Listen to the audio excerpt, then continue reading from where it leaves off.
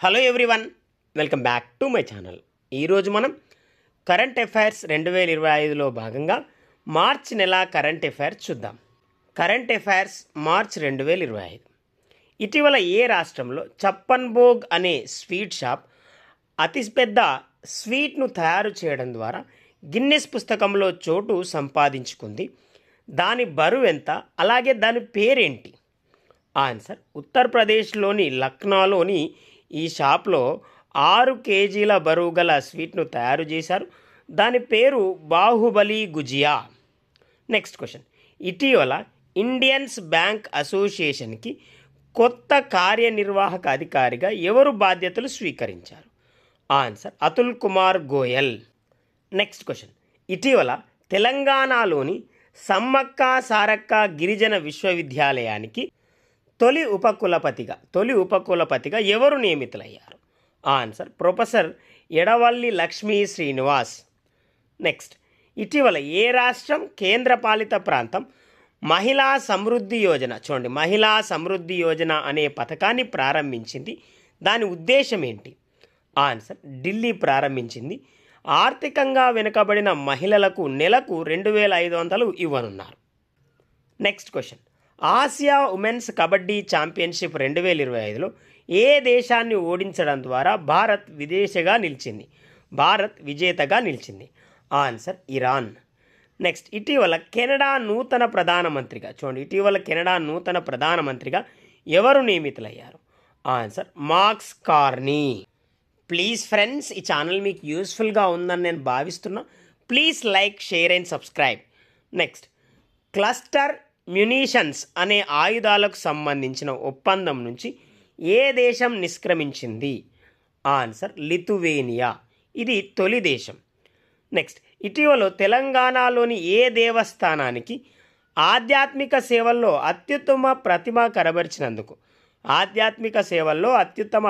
కనబరిచినందుకు ISO 9001:2016 certification పొందింది? Answer: Yadagirigutta Lakshmi Narasimhaswamy దేవస్థానం.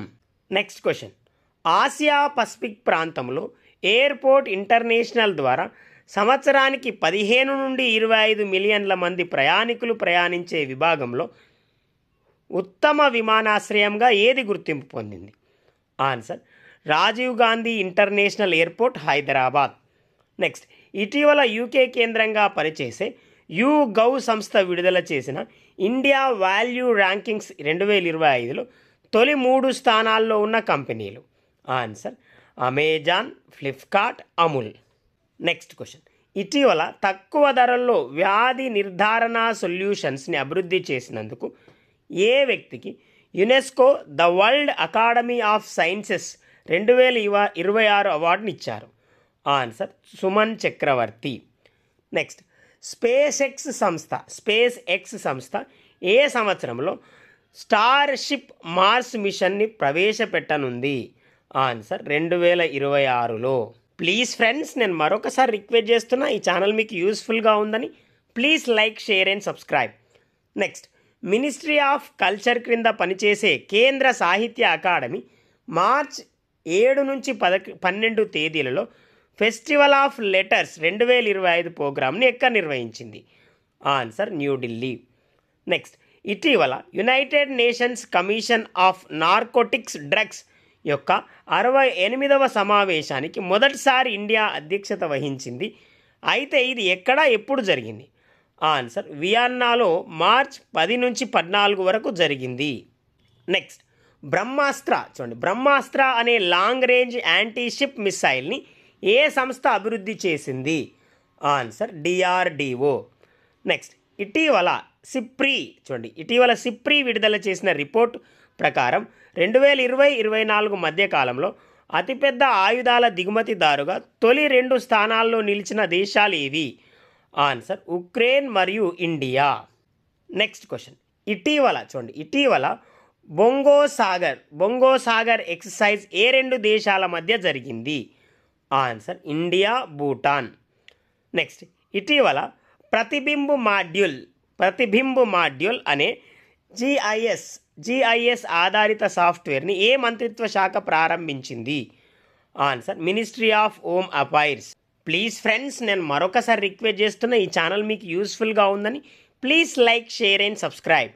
Next, మధ్యప్రదేశ్లోని ఏ పార్కుని పులుల రిజర్వుగా ప్రకటించారు? దీంతో పులుల రిజర్వుల సంఖ్య 58కి చేరింది. అలాగే మధ్యప్రదేశ్లో ఇది ఎన్నోది? ఆన్సర్ మధ్యప్రదేశ్లోని మాధవ్ జాతీయ పార్కుని పులుల రిజర్వుగా ప్రకటించారు. మధ్యప్రదేశ్లో ఇది 9వది. నెక్స్ట్, గ్లోబల్ టెర్రరిజం ఇండెక్స్ని institute for economics and peace విడుదల చేసింది. దీనిలో 163 దేశాలకు గాను మొదటి 3 స్థానాల్లో చూడండి, మొదటి 3 స్థానాల్లో నిలిచిన దేశాలేవి, అలాగే భారత్ స్థానం ఎంత? ఆన్సర్ మొదటి 3 దేశాల్లో నిలిచినవి బుర్కినా ఫాసో, పాకిస్తాన్, అలాగే సిరియా. భారతదేశ స్థానం 14.